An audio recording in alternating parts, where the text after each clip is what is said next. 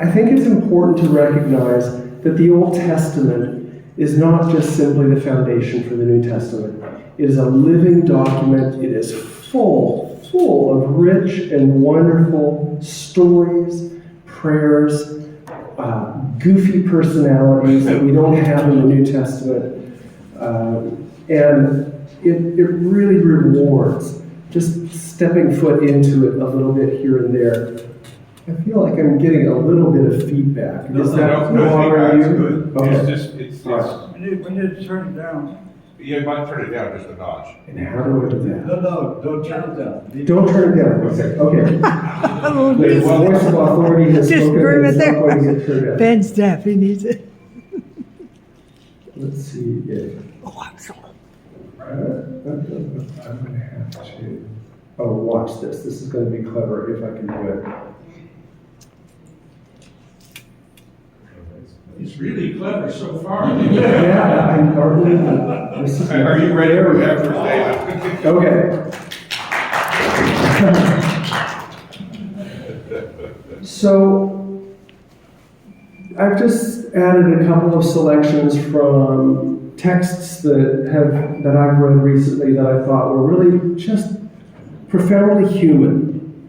And that's one of the elements that you see so richly in the Old Testament.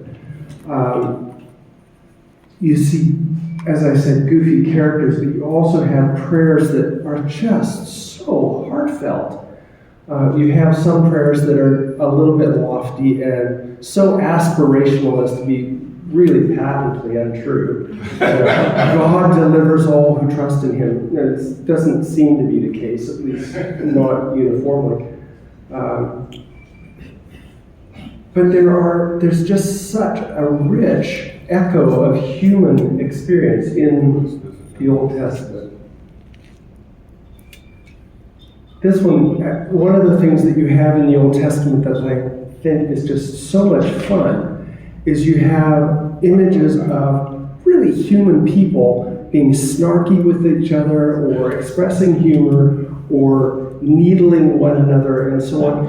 And when you realize that it is the culture of the Old Testament that the New Testament stories are showing, then you get a little bit of a broader and more cinematographic understanding of the New Testament stories too. Today we heard about the man born blind who was healed, and he has this back and forth with the Pharisees, and at one point he says, "Are you wanting to be his disciples too?" And you just have this sense of some old Brooklyn Jewish guy with a really raspy voice that's kind of just needling the Pharisees back and forth. And we hear that in some of the interchanges between Jesus and his followers, and it just gives a whole different picture, I think. But it is fair to say that the Old Testament is a bit hard to get into sometimes. And we are starting here with the New Testament. This is medieval manuscript of one of the books of Paul.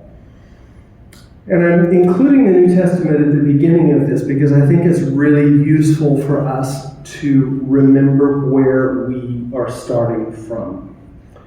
And I don't mean theologically in this case. Our language derives from Greek and Latin. So we can look at the title. This is a section of the title of the book that we are looking at in the background here, and we can make a guess. I'll bet you all can figure out what book this is. Titus. Yeah, exactly. So when we look at the translation of that, we have to Titus. It's accessible. Our culture, our language, our history is rooted in Greco-Roman culture, language, and history. And we take that with us as we go into reading the Bible. That makes the Old Testament different and difficult. So anybody have any guesses? Anne isn't in here, so she'll automatically know it because she used to teach Hebrew and Jones. Any guesses?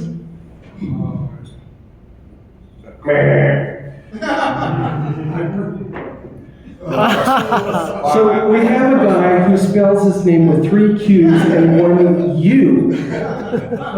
Well, how does he get away with that? And we are so frightened by this, we have to turn it into something that's just a little bit more palatable to us. And so it happens that our experience of the Old Testament is filtered a lot through this language stuff and through the social world of the Old Testament. And that makes it more alien, more difficult, more unapproachable for most of us. And there are a couple of elements that come through in this. One of which is the New Testament was written with one purpose in mind: to explain Christianity and to provide a foundation of documents that could be used to convince people that Christianity was true. It was written over a span of about 80 years.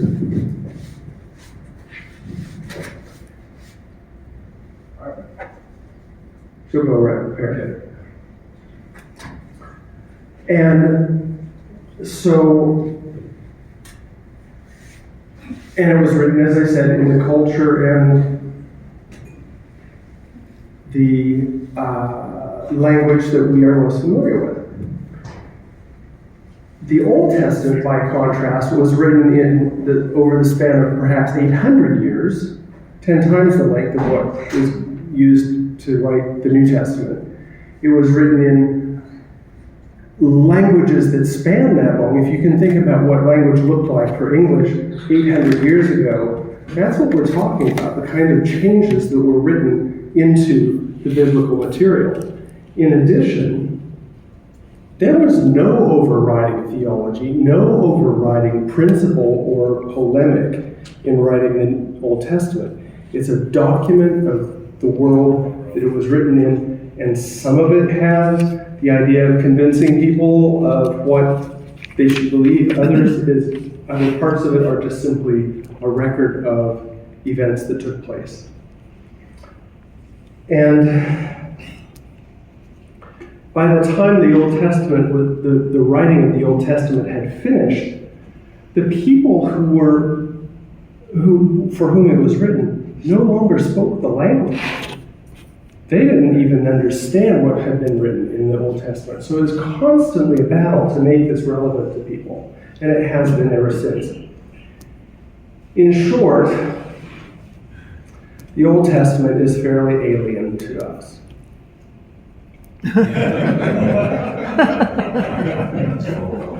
Should have transliterated that into Hebrew. I'm sure it's been done.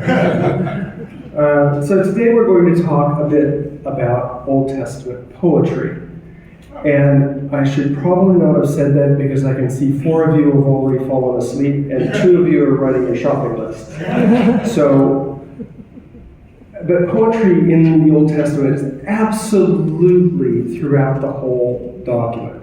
The book of the Old Testament, if you have ever noticed, is 2/3 of the Bible, or rather 3/4 of the Bible, almost to the page. So we have a lot of material in the Old Testament. And I would say probably 1/4 to 1/3 of that is poetic in its style, in how it was written. And so what I want to do here is go through a couple of really simple poetic techniques that are used in writing biblical poetry in Hebrew.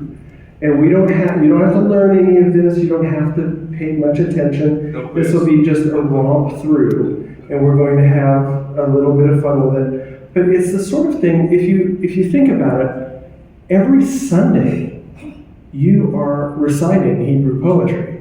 We do a psalm at every Eucharist. And every single Sunday you're doing this whole responsively by half verse sort of thing. And that makes us really well suited to understanding and studying Hebrew poetry. Yes, sir? There's a glare when you're behind the podium. Oh, okay. I'm hard of hearing and I read lips.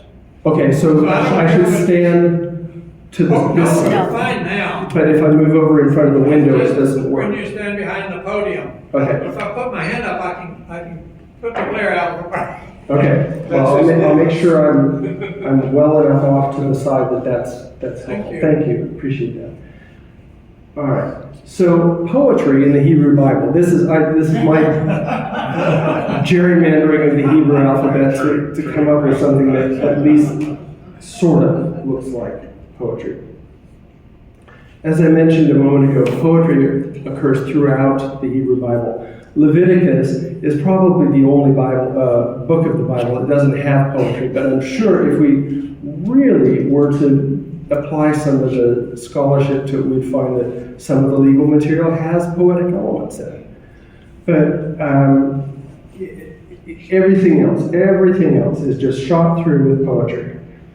What is poetry? Poetry is using the rules of the language with some flexibility and with some strategies to speak of things that are a little beyond the average, storytelling, the average documentation. It gives you a little bit closer tie into the heart of things. There's not a solid boundary between poetry and prose, and therefore you'll have prose that has poetic elements, and you'll have poetry that reads a little bit like prose. So it's not a hard and fast distinction between them. But we do have a number of ways to find poetry in the Bible. Most of our translations set poetry apart. So here's the Song of Hannah from 1 Samuel. There's the Song of Moses in Deuteronomy 32, Jeremiah 23. You have one of his poetic prophecies. And right next to it, we have material still in the prophetic dialogue, or monologue perhaps, where it's in prose. So our translations, done by the experts, thankfully, can give us a sense of where poetry occurs in the Bible. And then we can start looking at things that poetry typically can show us. So, yes, sir? Does that, in Hebrew, does that poetry read better, read more rhythmically than it does in English? Great question, and I was just going to come to that, not specifically, but I'll answer that first. Any poetry in translation loses something, because poetry always borrows from the environment, the cultural norms, the shared history of the writer and reader. So there are going to be things that we just simply don't get about Hebrew poetry. One thing we won't get is we won't understand the meter of Hebrew poetry. We won't understand the kinds of inner rhymes and if depending on how quickly we scoot through this, we'll come to a section, or we won't, where we're talking about how Hebrew is structured and how it relies on consonantal roots. So, in fact, I'll say that. But we may end up talking a bit about wordplay in Hebrew. You have to use a little bit of your own inventiveness to recapture that in translation. So yes, we can understand some of the Hebrew poetic elements, but there will be a lot that's lost. Now, add to that the fact that we're dealing with texts that are perhaps as much as 3,500 years old. We're dealing with something that's a little bit hard to reach out and grasp.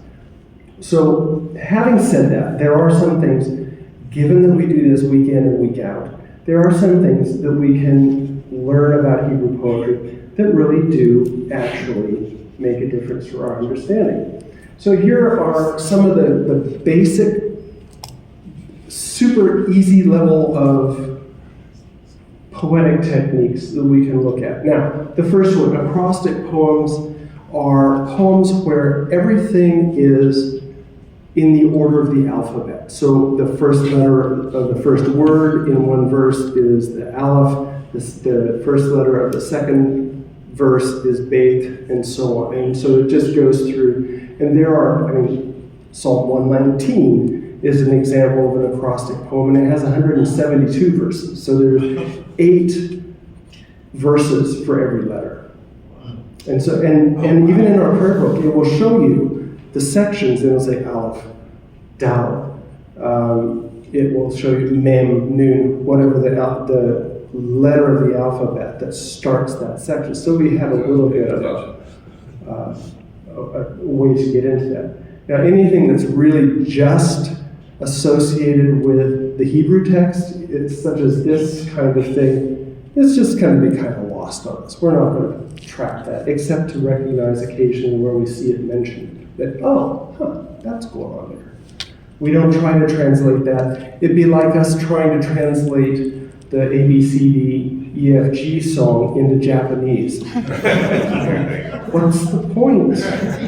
It's irrelevant to that. The next thing is figurative speech, which in prose that occurs as well, but in poetry it occurs with greater density. So we have the Lord is my shepherd, we have the image of still waters, we have the cup overflowing. May my teaching fall like rain from the Song of Moses, which I mentioned just a moment ago in that image that we had. All the trees of the field shall clap their hands. A lot of metaphor and simile and that kind of thing, and just rich imagery. That is also a feature of poetry, and very accessible to us because I think in almost any language, poetry does that kind of thing. It relies on those creative pictures that people can use to create with their words. So we go back then, and now we look at something called parallelism, which is where I think you'll find the greatest fun in applying this to what we do on a week-to-week basis, or when you get into scripture, or if you happen to open the Bible and see a poetic thing, you can say, well, let's find out what's going on with the parallelism. So parallelism, we'll go back, I think we're going to start with the Song of Hannah, yes, from 1 Samuel 2. So my heart exalts in Yahweh, in my God is my strength lifted up. My mouth derides my foes, for I rejoice in your deliverance. There is no holy one like Yahweh. Indeed, there is none but you, no rock like our God. Now, in looking at this with parallelism involved, we see that the first verse, you have my heart exalts in Yahweh, God is my strength lifted up. All right, so we have God and God, we have heart exalts and strength lifted up. Basically the same thing said in 2 different ways. You may have wondered, why the heck do we have to repeat this a second half first? Because the person at the podium just said it. This is poetic. This is one of the major features of Hebrew poetry is this parallelism. And there are different kinds of it. This particular section shows 3 different kinds. Here's one in which you say the opposite, more or less. So my mouth derides my foes, I rejoice in your deliverance. So foes and deliverance show 2 sides of concern, and you have the opposite being said. So you have contrary type of statements saying exactly the same thing. That's parallelism as well.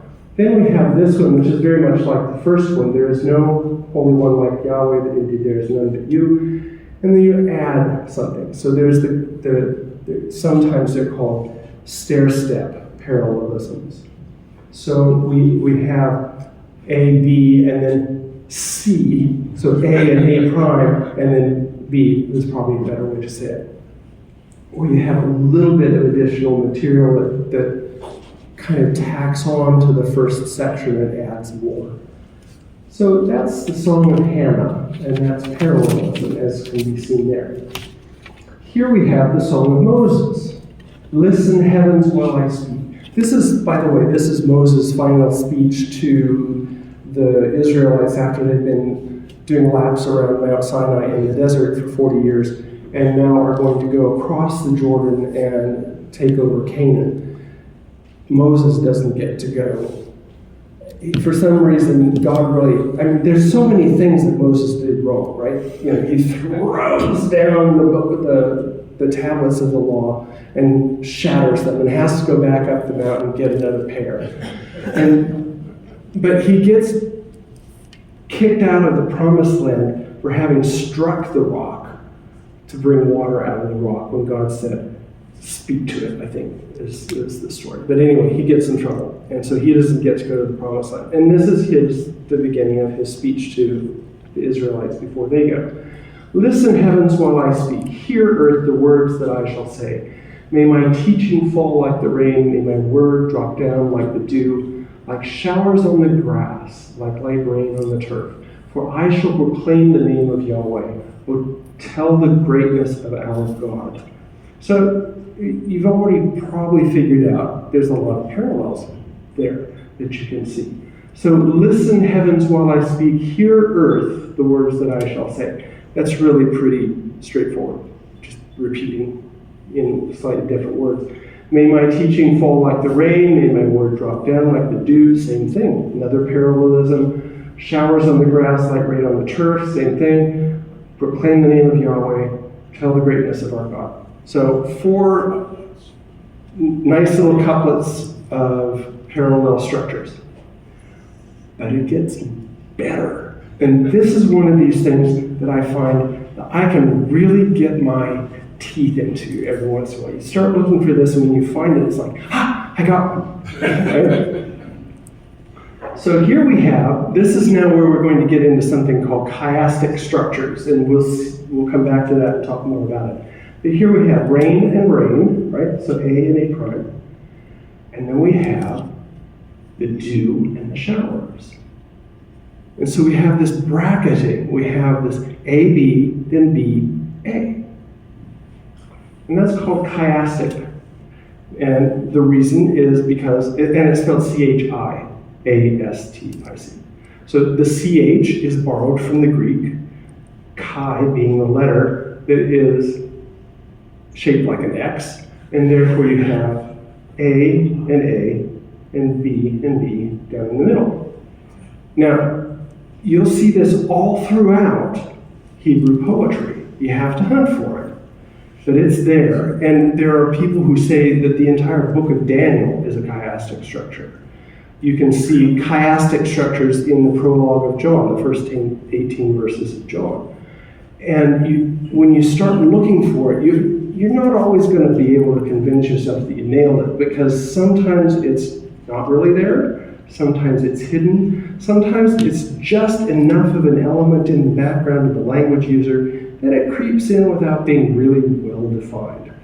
And so there are the legalists and the people, on the other hand, who say, yeah, everything's chiastic. But you can find chiasms everywhere.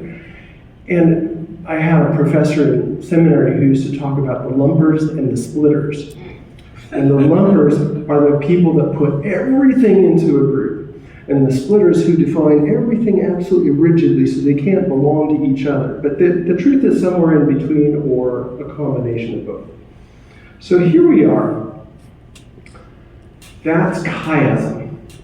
And we could make the case, perhaps, of these two also being somewhat chiastic, but that, I think, stretches it a little bit too far. It's for the lovers. Yeah, that's right, it's for the lovers. Okay, so let's go back and just read through this again. Listen, heavens, while I speak. Hear, earth, the words that I shall say. May my teaching fall like the rain, my word drop down like the dew, like showers on the grass, like light rain on the turf. For I shall proclaim the name of Yahweh. Oh, tell the greatness of our God.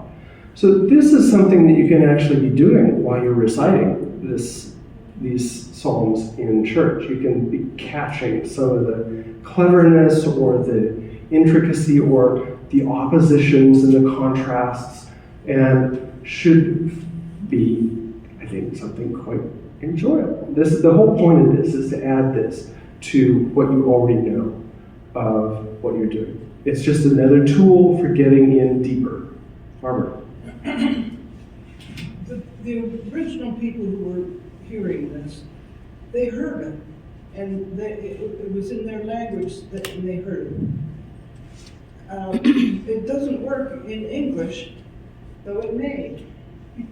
Well, once again, it's one of those things. This particular thing, the chiastic structures and the parallelism, are things that we can pick up. They would have heard a lot more richness of the poetic material in their reading of the text, just as we catch a lot of details in our writings that a native speaker of French or Polish or Swahili don't pick up. So there are going to be nuances of things that we miss, but this is more about recognizing that there are things that we can catch, and there are some fun things to play with. Did you have a question? Oh, I was just going to say, would it be reasonable to call the half verses, not all, but especially in this example, call and response, something that we would be more familiar? I say this and then you repeat it, but you have to say it differently. You know, we know next to nothing about how worship was conducted. Oh, I didn't mean how it was done. No, No, I just meant how it was, I mean, we're familiar with call and response. We're Sure. familiar, I think, with maybe some of the kinds of folk songs or something like that, where maybe there are a group of girls over here, and boys over there, and they say something, and then they rebut it, and then they say something, and they add to it. well, that's entirely possible. I mean, and anything that gives a greater sense of life to these texts is worth using as a means to make sense of them. I think that's really valid. I suppose some of us might think repetition is boring. I don't think those are particularly, but I can imagine in the horror, apparently the word poetry creates. Yeah, exactly. But, don't know where I was going with that. Well, at the Yes, I mean, you haven't said anything, and I assume it's because there's nothing to say about end rhyme. well, actually, that's another thing that we're going to come to. Okay. There are a couple more questions. Yes, sir. Chiasm is something that is purposefully studied by orators. Yep. Mm-hmm. Ask not what you can do for your country, but what your country can do for you. Yes, And exactly. there are scores of them. Yes, exactly. It's not limited to Hebrew poetry or derivatives from that. But yeah, it's a fascinating thing when you find it. Yes. So were these oral songs that were written down, or were they written down and then read? There's evidence that it includes both. Some of the poetry especially in the Pentateuch, is likely to predate the very first writings of the Old Testament. And these would have been things that were chanted or sung or repeated often enough that they became part of what was written down into the Old Testament. So at the same time, it's clear that some of this stuff was created in the moment that the speaker was doing a prophecy, for example. So it's both. Someone, Rob? Yeah, this looks beautiful in English. Mm-hmm. I'm just curious, because you could probably read the original text, that, you have people who live in somewhat of a desert environment.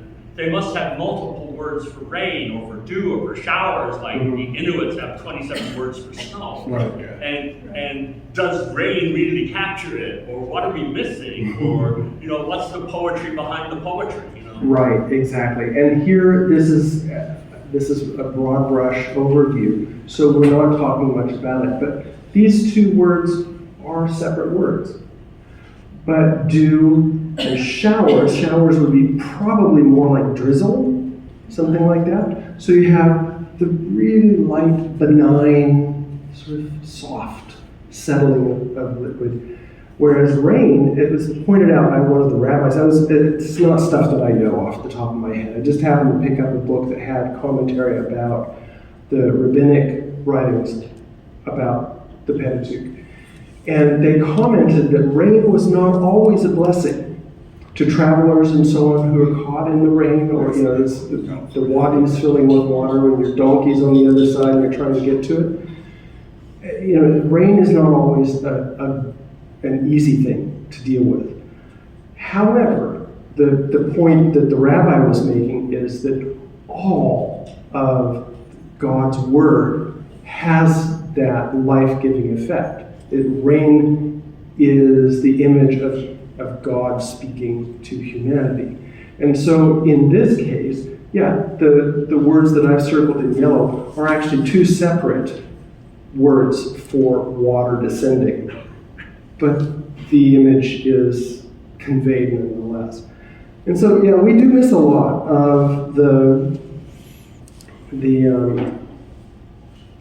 poetic nuances. But I think our translators do a really good job to capture a lot of the meaning, even if we miss a few of the little details. So I want to go, let me see how I can do this.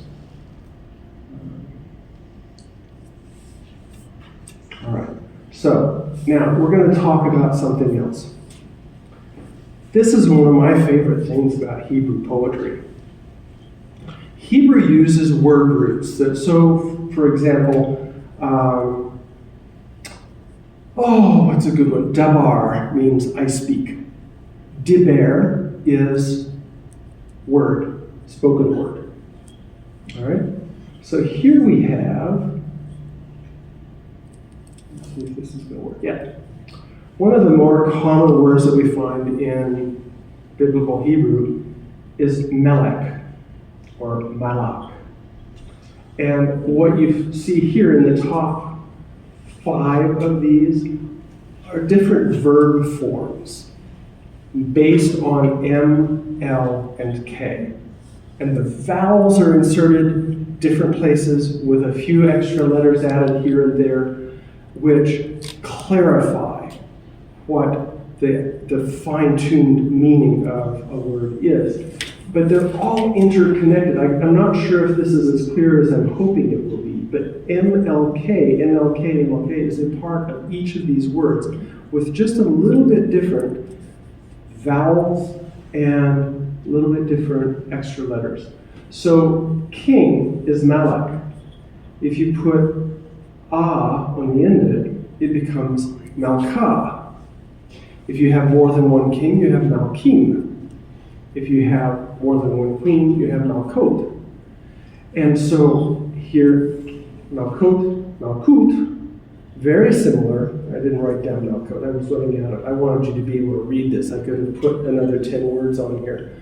Malkut and Malkot are differentiated only by the vowel.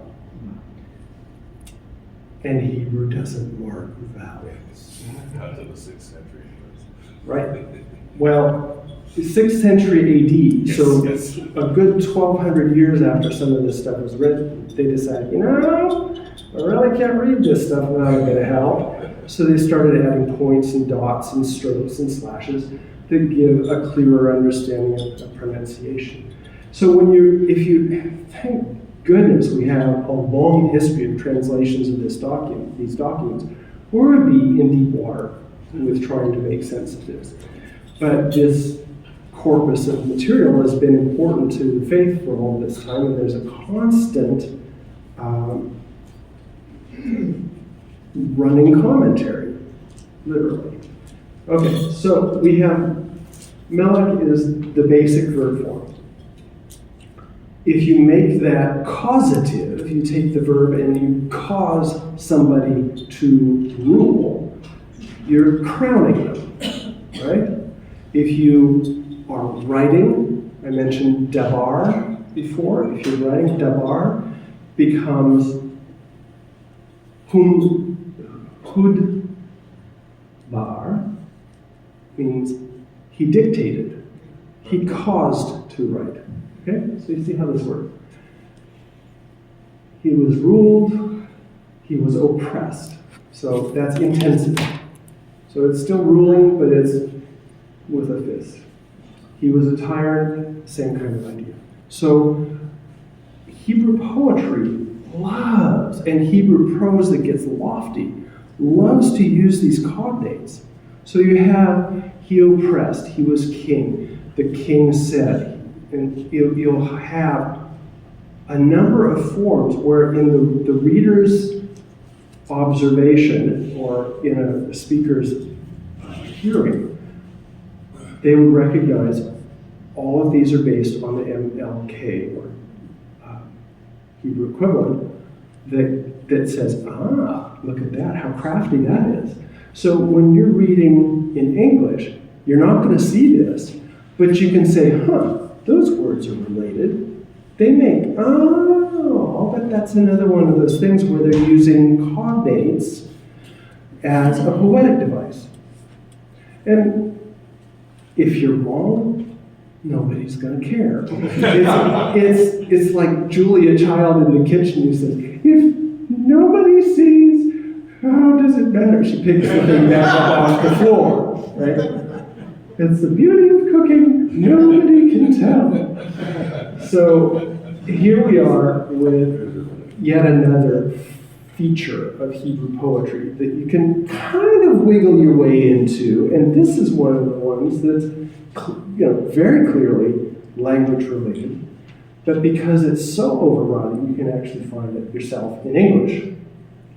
All right, so I think, let's go, I don't want to just ramble on, but I do think it might be good for me to go through just a very quick overview of what we did in the last class, because I think it's very useful. So, how to make sense of the Old Testament, how we're going to make sense of the Old Testament. So, what we're doing as a part of this whole approach, and I think we've kind of envisioned 6 to 8 meetings where we're looking at the Old Testament. And my goal with each of these is to make every class pretty much self-contained. So you don't have to try to remember all the stuff we did in the last one in order to make use of any particular class that you attend. So if you only come to the 4th class, you're still going to get something. You don't have to have seen all the other stuff. But this arc of human history is one of the things that, or arc of Old Testament history is one of the things that I think is super useful. And comes also, in that slide I also mentioned the divisions of the Hebrew Bible. That's also useful in understanding some things. We'll spend more time with that the next time. This Torah, Nevi'im, Ketuvim, one of the folks in class last week asked, why do the Hebrew speakers love acronyms so much? Well, it happens, I think that's a natural derivative of having a language that originally had no vowels marked. So you just think in terms of consonants and you use them for everything. So Tanakh is a word which is made up of the first letters of each of these sections. So they talk about the Tanakh, but it means the Torah, the Nevi'im, the Ketuvim, the law, the prophets, and the writings. And you'll hear in the New Testament, they'll talk about the law and the prophets. The writings are part of that too. The writings are basically Psalms, Song of Solomon, and so on. They weren't used really so much for framing up theology as just for the experience of worship. The Torah encompasses this period of Hebrew experience. So around about, well, we don't really know. This is prehistory when we talk about Abraham and when we talk about Joseph. We really don't have documented evidence of where they came from and when they arrived or wherever they got to. But the story is told that Abraham left Ur of the Chaldees and made a move down to Canaan. And in so doing, went from being a guy and his family who all lived in tents and herded sheep, to building settlements in Canaan. From there, they went to Egypt, and you know that story. Joseph goes to Egypt, his brothers come down, they all establish themselves in Egypt because they need food, and Egypt has it, and Canaan doesn't, and so they set up shop down there, and they're there for, 400 years, something like that. And in the process, they go from being just this sort of slightly strewn about group of settlements to becoming a nation, and a nation who are defined by their parentage as being from sons of Israel or Jacob. Israel is a nickname for Jacob, and ends up being a nickname for the land that they go to as well. Because the 12 sons become the 12 tribes. And so as they trot back from Egypt up to Canaan again, and install themselves in Canaan, they do so as the 12 tribes of Israel. But we talked about the Torah being 5 books of Moses, and we talked about Moses not getting to go to the promised land. So this is why there are 5 books. This is where Moses ends up getting his ticket punched and doesn't get to go. So the Torah goes through all of that history. The 5 books of Moses cover all of this. But there's a very significant feature to this. In the middle of Exodus, they stop at Mount Sinai and they get the law. And everything before the law is one thing, and everything after Mount Sinai is absolutely, utterly changed. So when you get to the middle of Exodus and move on, you'll see all the legal material starting to come in. And you'll see all this stuff about, you so-and-sos have built, altars in the wrong place. You need to go now and sacrifice and take care of your sin. And so the whole legal structure, the whole idea of worshiping God as a being specifically involved in the country and community and telling you this is what you have to do, and if you don't do it, you have to atone by sacrificing a bull or pigeons or whatever it is. That colors the absolute entire rest of the Hebrew experience. So I mentioned 12 tribes of Israel. We go from Egypt back into Canaan. They set up their 12 tribes. They then form a kingdom. Saul and David and Solomon, you've heard of these guys. Under the time of Solomon, the country became incredibly rich and well-connected. And I'm going to skip forward here just a moment because,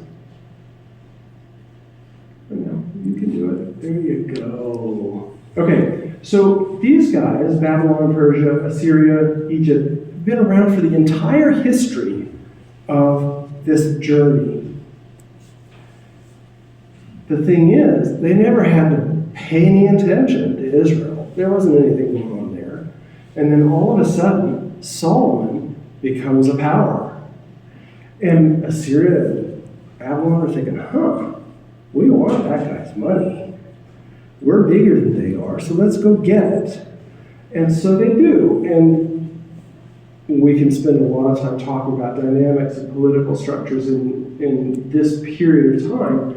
But essentially what happened was the armies would come in and take over a smaller kingdom, and then the kingdom had to pay protection money, essentially. You had to send your tribute back to the big king, wherever.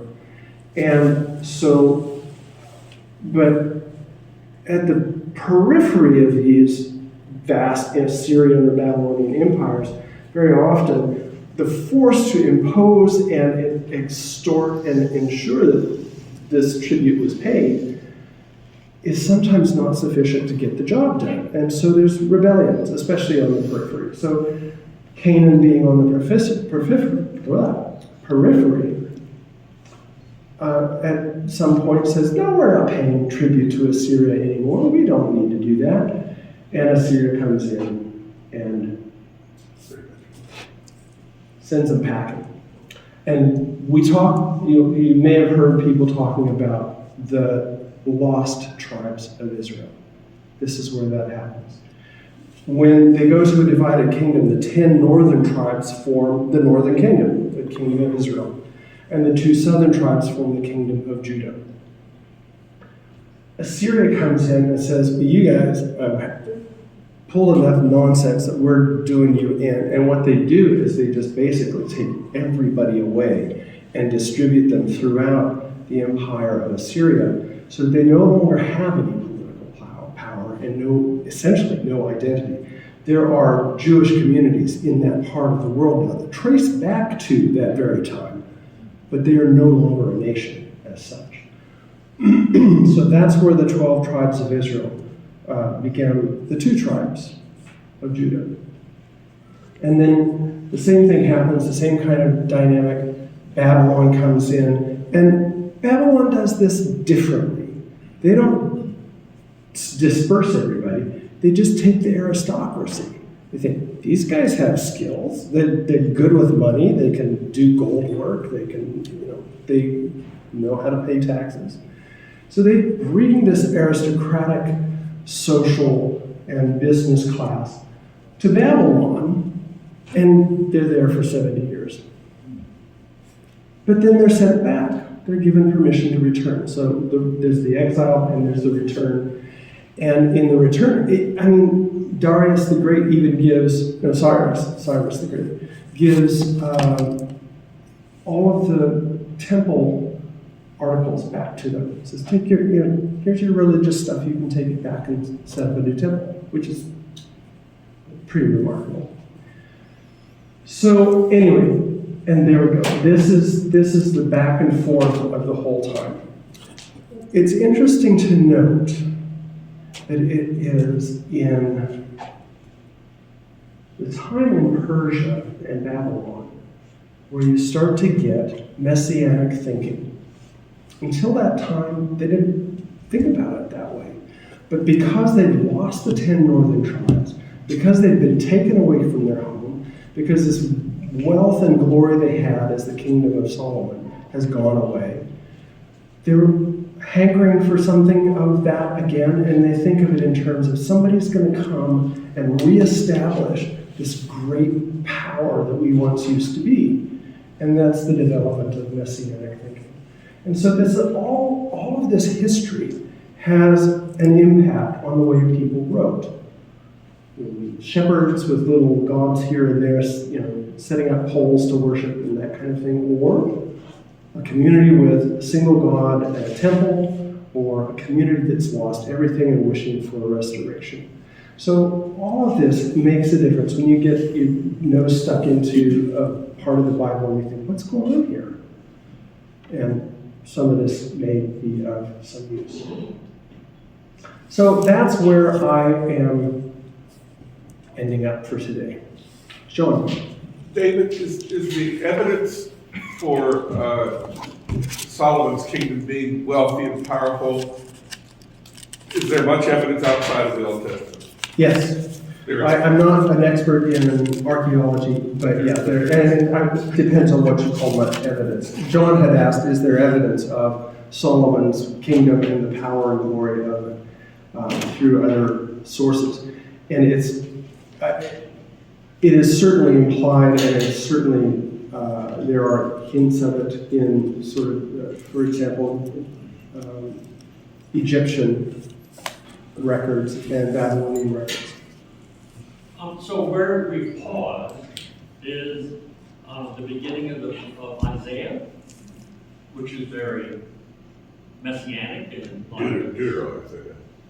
Well, I would say that we're not pausing there. I think all of this, where we've gone to Babylon and come back, all I'm representing there is that they did come back to Canaan, and then there's this history in Canaan, which continues. So that part, this was just to make sense of the geographical changes and the interrelationships with communities.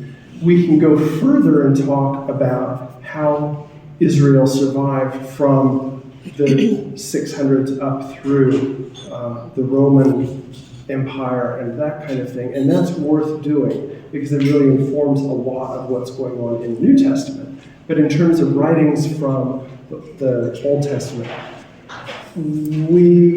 once we're back on home turf in Canaan, things are about this reestablishing the appropriate religious faith and behaving yourself according to the laws and that kind of thing.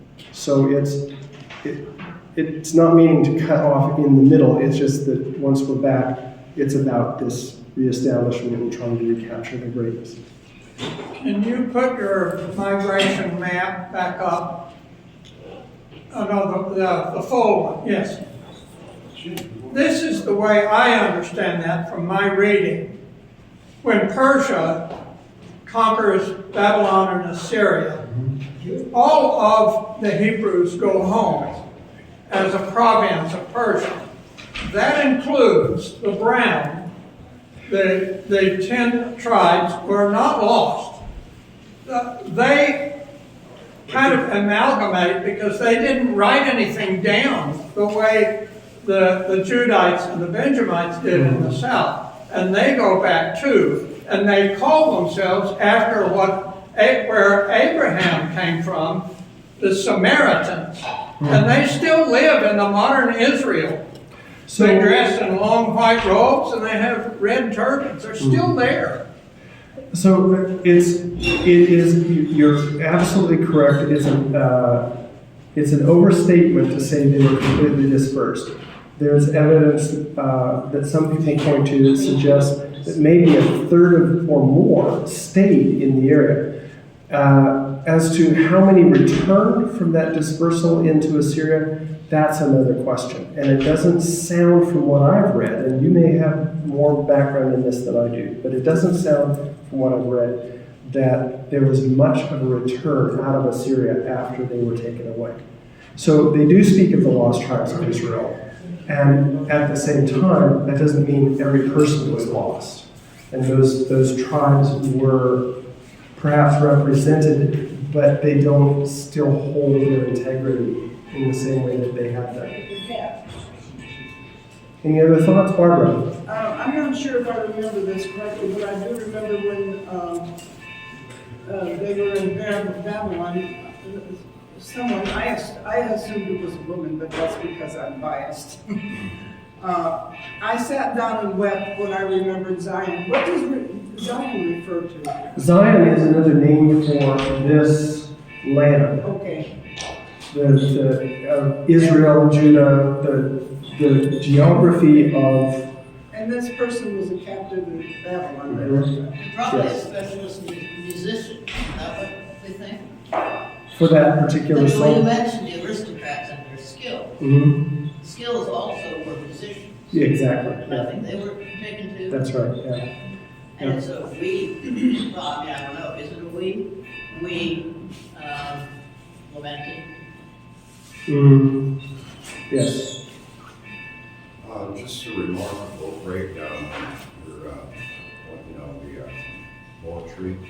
I have to go back and read Numbers, but it seems to me that Numbers is very crucial.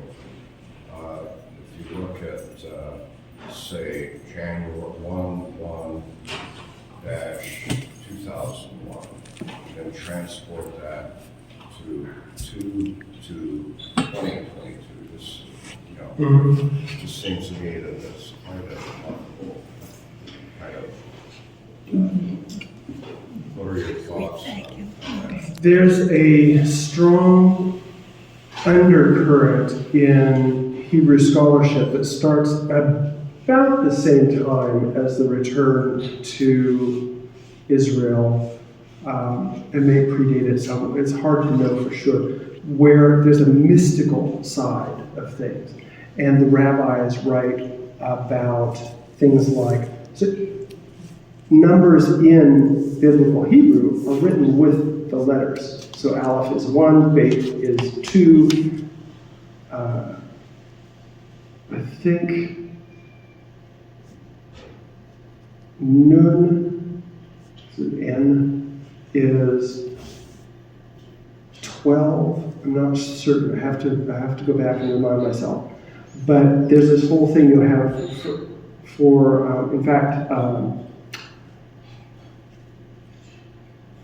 I was looking at Deuteronomy 32 in this Hebrew commentary that I have, and it's 3 the P symbol, 3 P's and 2 N's is how they wrote 32. So, but there is a whole tradition of mysticism looking at the names of God and how they were written with certain letters, and that as you study the significance of the letters, each letter refers to a certain aspect of faith and the spirit, and so it can become really, really deeply, deeply mystical. There's a kind of, as you could imagine, there's a bit of grousing back and forth between the Hebrew scholars and the rabbis and so on over time as to how much of this is actually in the text and how much of it is just imported by a desire to see more than was actually written there. So, if I'm understanding what you're saying, that this whole numerology aspect of what's in the Old Testament is certainly present in the rabbis from at least the intertestamental time. Thank you. Mm-hmm. Yes. When will you offer your next lesson in? We haven't put it on the calendar yet. It'll be after the Easter season, probably maybe like third week of Easter or something like that. But we'll make sure that gets out. The idea is there's enough going on with all the Easter stuff that we don't need to add anything to that. So that's... My background is Sunday school, so this is very interesting to me. Oh, good, yeah. That's what I've always done in Sunday school. This is a whole new level. We forget that, especially as we get older, that the way adults learn is we hang information on structures. The way children learn is they just absorb facts and data, and the structures come later when they begin that whole ability to think in broader pictures. And so as we go back to things like this, a really broad overview can be helpful to be able to hang the details of when was this text written. I think it makes it easier. So. Yes, Barbara? And that change takes place at around the time of puberty. It does. Yeah. I just wanted everybody to know it's a wonderful fact. And it is a proven fact that boys change at a significantly later age than girls do, which is why I had such a miserable time in algebra, because I hadn't got there yet. All right. If you have time, and if you're willing, you have referred to the various funny and comical elements in Hebrew scripture. The lesson today with trotting out the sun. Oh, the first two are tall, and so forth. They must be, one of them must surely be the king. Exactly. This one and then that one, and he didn't even send out into the fields for the youngest, and we know all from folklore about the youngest. Of course, it's going to be the last of the series. Of course, it's going to be young. But the first two, because the Lord doesn't see as we do. Right. But out comes this guy who's ruddy and has pretty eyes. Yeah. Yeah. And I think, apart from Song of Solomon, it's the only time when there's really a description of someone as pretty. And I find that just so fascinating. The king, and Saul is, he becomes a bit of a pain in the backside. I mean, this guy gets mentally ill. And to have this, by contrast, this young, handsome, energetic, charismatic guy, and you could see where Saul would just get his knickers in a twist about this. And it's just, that's one of the stories of humor in the Bible that I absolutely love. Another one is when Elijah is confronting Jezebel and her priests about their worship of Baal. And he has he says, call all your prophets, call all of your priests of Baal, and have them build a huge funeral, sacrificial pyre, and slaughter your cows and so on, and put them on top, and then call on your God to rain down fire to take up his sacrifice. And they're all dancing around, and they would cut themselves apparently, and so that's in the text, and dancing around. And Elijah is standing back and going, call him louder. He must be away. He's visiting some. Maybe he's asleep. And it's hysterical. You can imagine this as a Warner Brothers cartoon. And there are, to be honest, I mean, it's not unbiased. It's not the way the New Testament was written. You don't see that kind of comedy that you sometimes see in the Old Testament. And of course, there's also tragedy in both books, and there's humor in both books. But I find the image of Elijah confronting the prophets of Baal as really kind of instructive for understanding how Jesus talked to Nicodemus, or how this, as I said earlier, the man born blind talked to the Pharisees. You know, we see that kind of attitude and snarky behavior and so on. And it's not, there are times when I've read New Testament passages and I thought, gosh, Jesus is a bit of a curmudgeon here. You know, he's saying some pretty nasty things. But I think now I can look at it and think, oh, well, maybe that was humor. Barbara? If anybody has the time, they should read about the Syrophoenician woman, because she stood up to Jesus and he backed down. And I respect him for that. Yeah. He goes in there and he backed down. And that's another example. And, you know, is it fair to give the food from the table to the dogs? And you know, how would anybody say that to another human being? But I'm sure it was with an understanding already and a connection already, so this woman understood that she was not going to be forsaken. She's not going to be left aside. And I want to point out one other thing. Puberty is later for boys than it is for girls. Yes. Yeah. Maybe that's why you know algebra better than we do. Well, All it's right. also the time when we lose the ability to learn a language Yeah. naturally. So that's, of course, when we start teaching. Right, exactly. In America, But that's we exactly. plan worse. Thank you very much. My- Thank you all.